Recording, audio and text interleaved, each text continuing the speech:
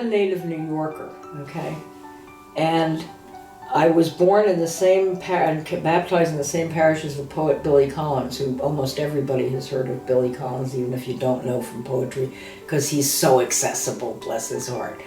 So we would have gone to the same school, and he would have been 1 year ahead of me if I had stayed in New York. But my father was transferred to St. Louis area, Midwest, when I was only 4 and a half. So I am a displaced New Yorker. Displaced city girl. I was reading before I went to school, and I had an uncle who worked in the warehouse of Grosset and Dunlap. And he would bring remainders from them. That's how I got to Albert Payson Terhune and Lad Dog, Pompton Lakes, New Jersey. You know, I grew up on things like, oh my golly, Ned.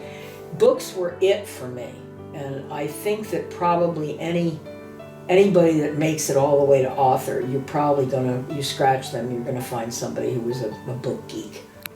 There was a writer too called Mary Stolz who did kind of like Judy Blumish things, but prior to Judy Blume, that I really admired. I went through all the Nancy Drews, I went through all, those kind of things, and he also brought Hemingway. So I was reading. Interestingly, I am not as big a fan as Hemingway as you might think, having been exposed to him early on. I veered to poetry with Dylan Thomas, who also wrote prose. Ray Bradbury. Boo, yeah. I didn't study writing at all in any kind of form. I was parochially educated. And then the one and only creative writing course I ever took, freshman year of college, okay? And it was an all-girls college. And the professor, the first couple of things I had, he's, "You write like a girl," he told me. And I still have to laugh about that. It was like, what do you say to something like that? What am I supposed to write like? But I actually sucked it up. The man would not give me an A until I wrote a paper on, at the time there was a big basketball cheating scandal, college level, and I wrote about that.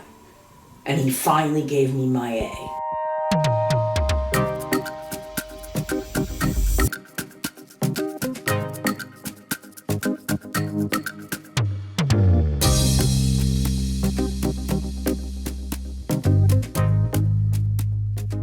I was on one side, and the hair salon was displaying all its stuff on the other side, and I was visible, the visible ghostwriter. I actually that picture was taken in that window. The dress that I'm wearing in that picture I got from the Eyes Gallery, which is still, I think they're still there, all right?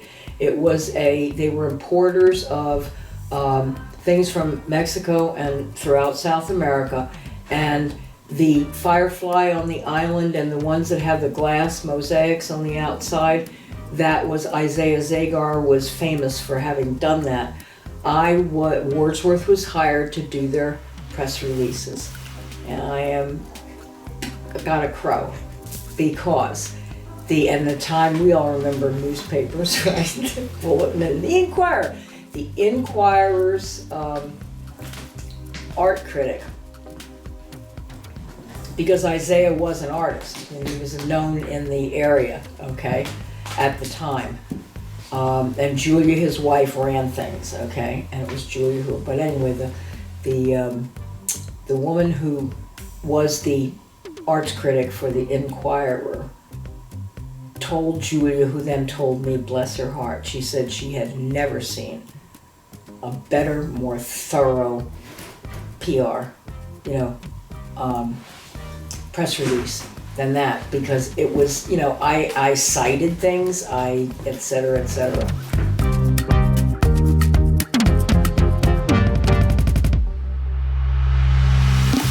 I was married at the time, to a professional athlete, a golfer, who decided unilaterally to stop playing the golf tour and take a couple of years off.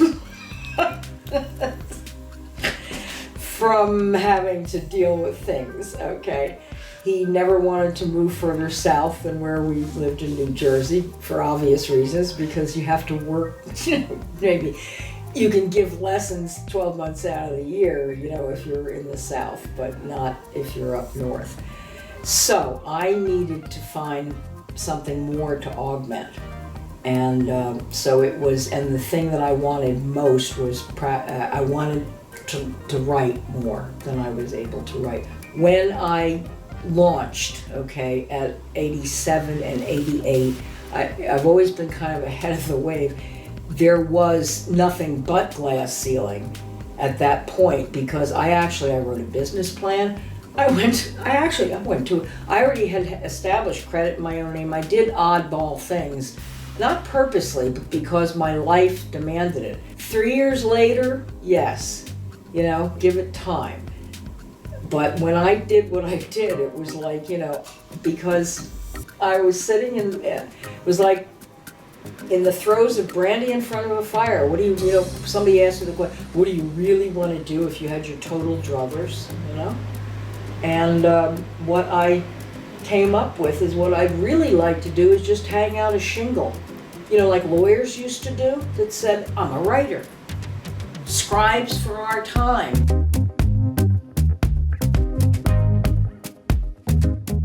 And that actually was a day job that came about during the Wordsworth years, and occasioned, it ended with me having to hire 2 people to sit in that storefront while I was sitting at the vestry of Christ Church yard, which was where they had their offices, believe it or not, and so that I could earn big bucks doing that and pay these people for doing my Wordsworth things.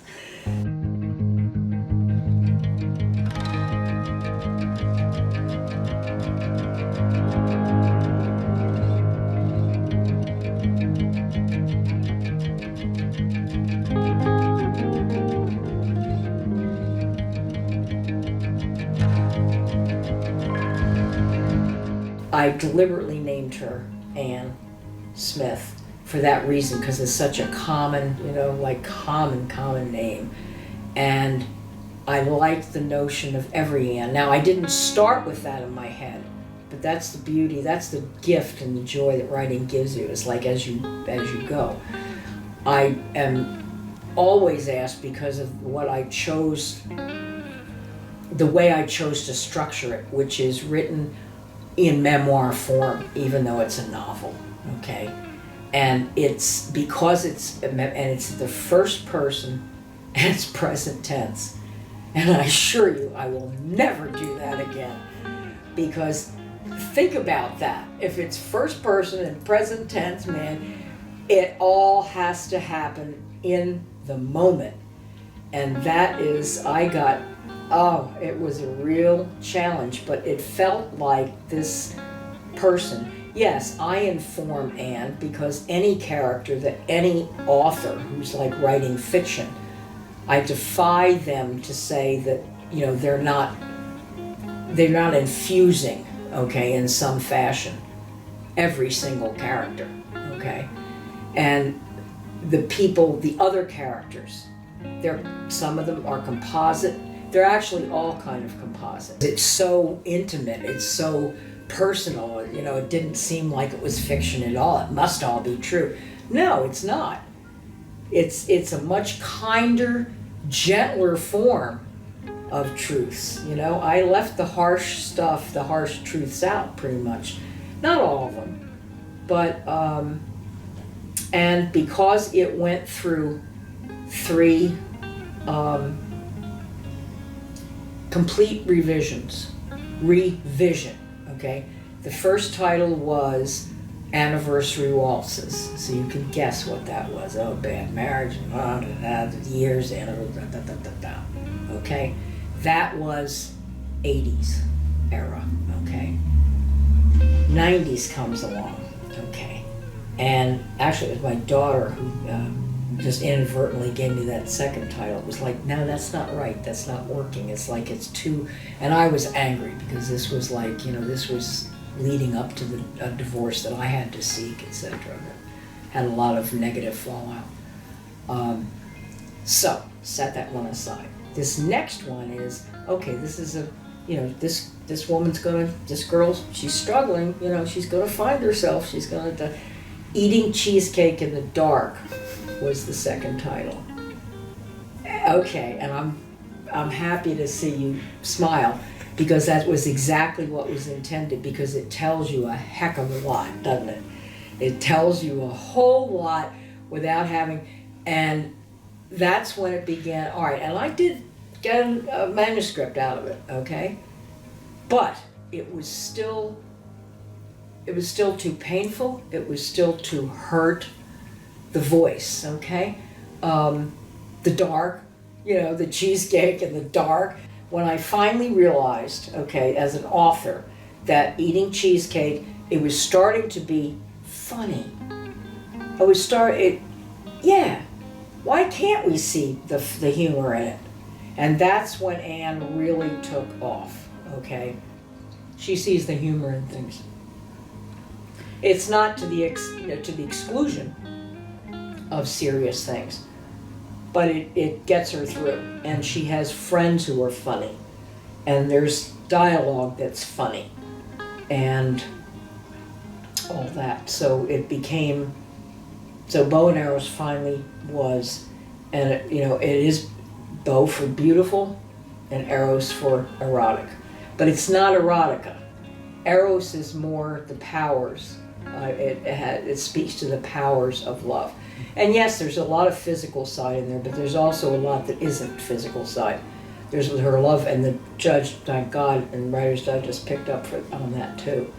That it was, about marriage and about motherhood and about friendship and about creating family out of friends and that kind of thing. Lots more than, but it so happens that Anne was born curious, and she was born with, some people are born with, more substantial drives than others, and she just happened to be one of them. And the through line has to do with, she was instinctively accepted it, despite, religious upbringing, and struggled with it, and struggles throughout, a lot of the book, but she accepted herself, at least that aspect of herself.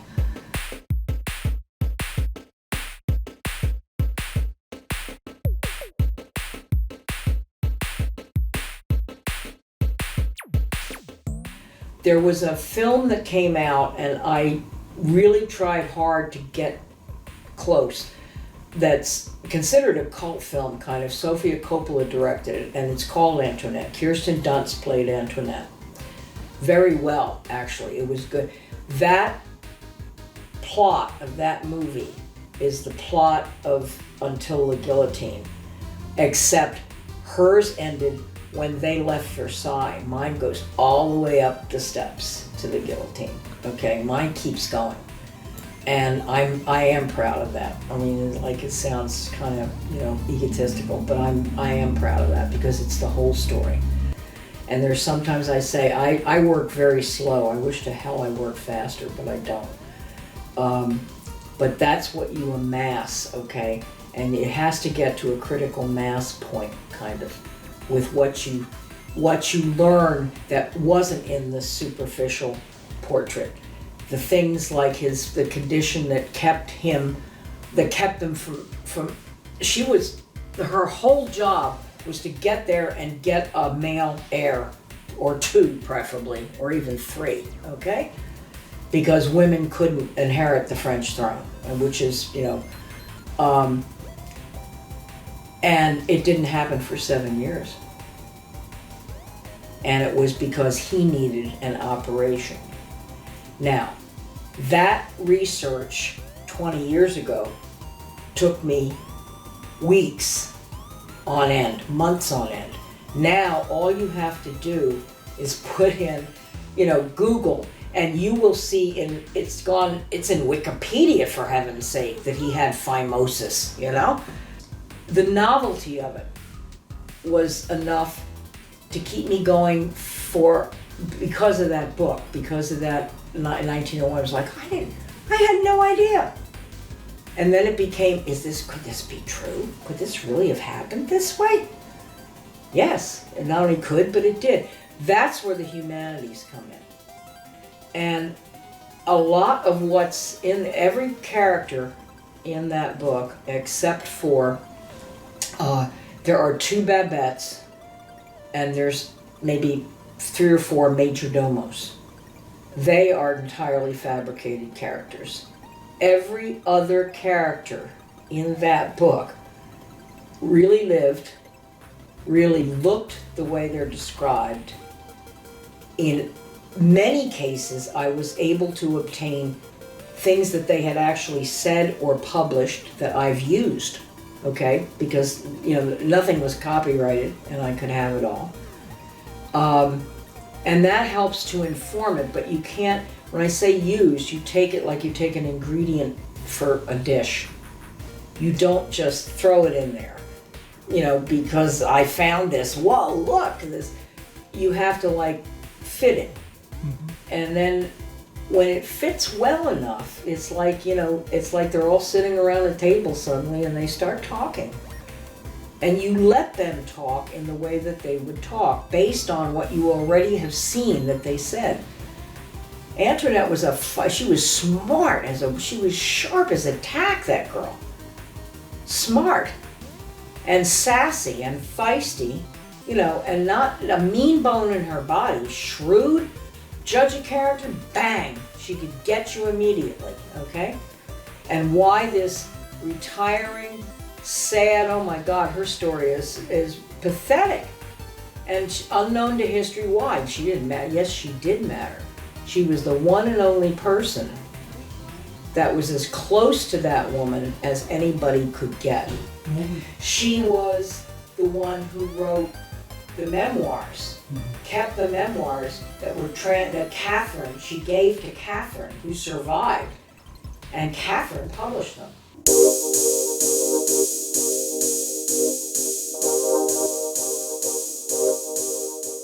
I would say neither from the standpoint of having decided to go with historical fiction as the genre, but it has aspects of many feminine aspects, lots of ruffles, lots of bows, lots of hair, all the stuff that's, that was significant to her life. She never apologized for it.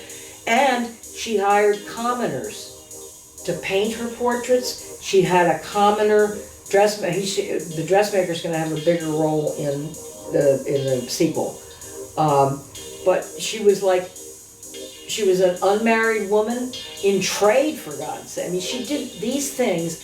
This is what killed her in France. It wasn't, a lot of what she's accused of, never really happened that way. What happened was she came in as a 14-year-old upstart who, when somebody, and this again, I read it in the memoirs and then I tried to get at least a single verification out of stuff like they would walk, they're wildly, and she would be behind them, walking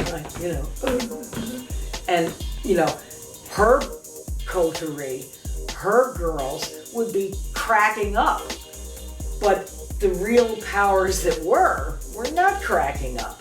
She refused to wear corsets. She coined the term straight-lace for the old biddies who had to wear them. I don't have to wear them. Why should I wear them? So that was her attitude, and she did have attitude, but she didn't have a mean bone in her body. And things she was like Frank Sinatra with the charities. And that I did, again, it's all verified. I mean, there's nothing in there, there's not that much in there that is just, totally manufactured. It's like it follows the reality of what their lives were. So I guess, there is a feminist aspect from the standpoint of, if you define feminist as a feminist as a woman who does not allow labels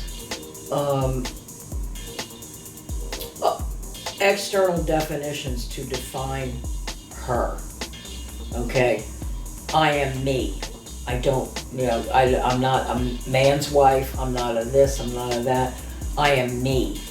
Yeah, there's a feminist streak a mile wide in there that, is subtle, but it's there. Because that's, she did a lot of stuff. She wrote the carriage, and there's a scene in there about that. That was the equivalent of an open sports car, and she drove it standing up. And she rode a stride, which nobody did. And they were all condemning her. That's why she's not pregnant, because she's riding a stride. It had nothing to do with it. Nothing whatsoever. And she became a totally bourgeois is an okay thing to use, because the bourgeois were an actual class in France. She was the most bourgeois of mothers when the first baby, girl, mind you, was born. She nursed that child. Think about that.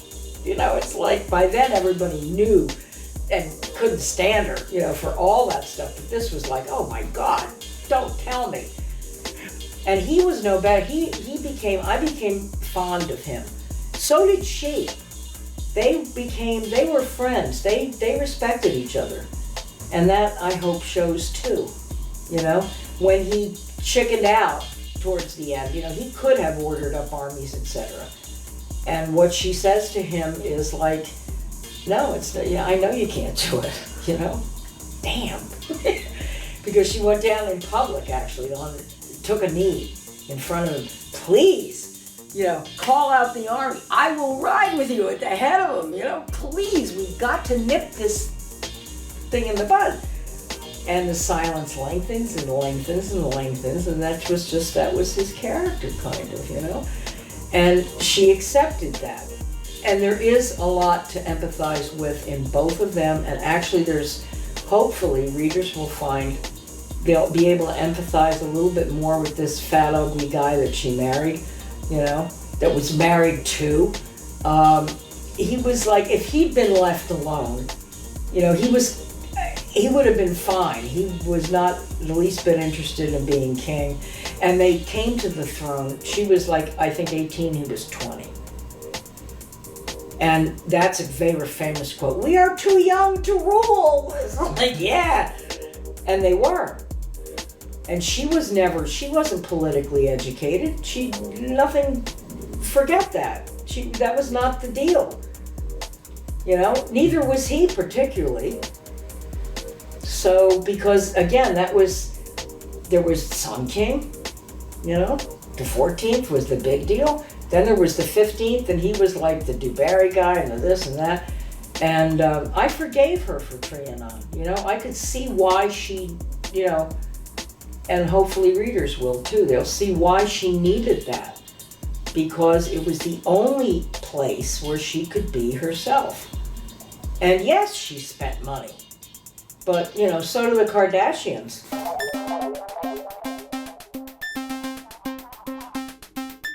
For that however many inches, there's like 3 linear feet that never went in there and never will. That's what people have trouble wrapping their head around. Like, because if you don't write a lot, it's like, how could you possibly, God, it's so hard. How can you let go of it?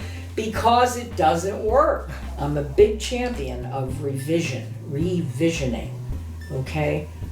Prior to rewrite. It makes me nervous when I see something as, oh, I just did this morning and brought it in this afternoon. It's like, fingernails on a blackboard. Don't tell me that, because I can almost automatically know.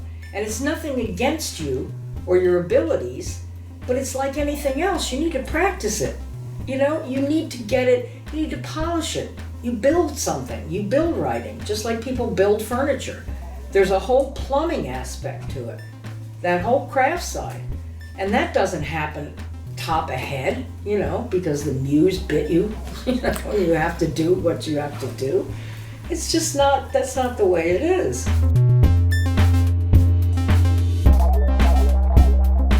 When someone actually says, and it's still, I'm goosebumping just thinking about it, because it's something that you don't always get, because writing is done in a solitary way.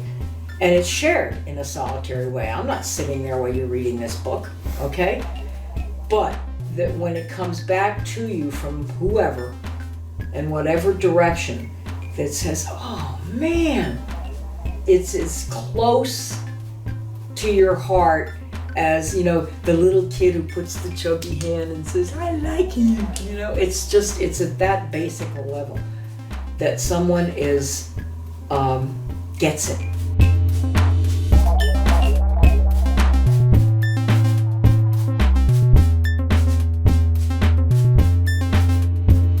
I learned how to look for and preserve and appreciate what's already there, and that extends, and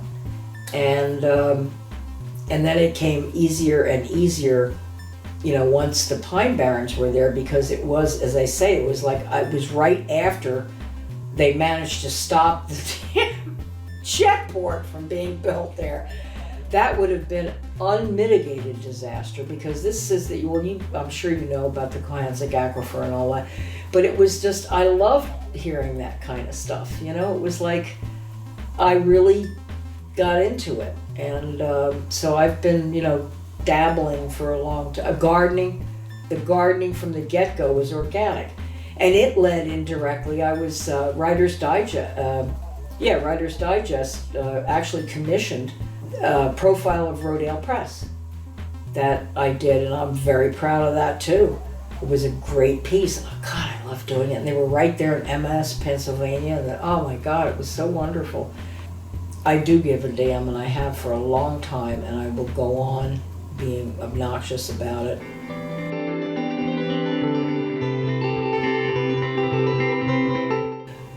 The Nike slogan, just do it. Seriously. If you have that urge, you have that yen, give yourself an hour a day. That's not too much to ask of yourself, right? And if you can do it like they say with everything, eat at regular time, sleep at regular time, write at a regular time. Don't wait for the freaking muse to come.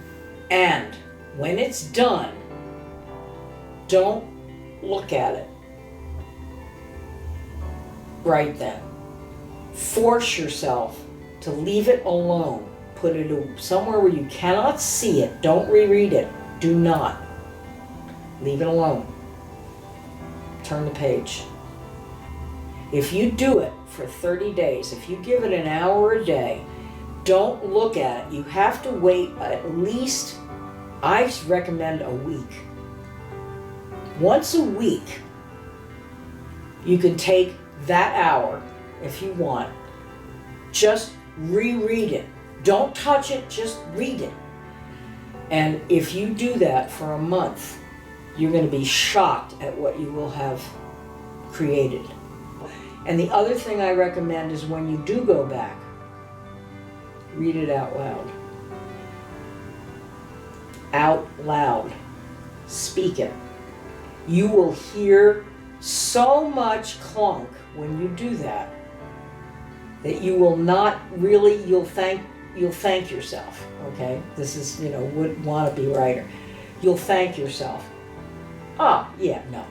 That's when you start to revision, not before.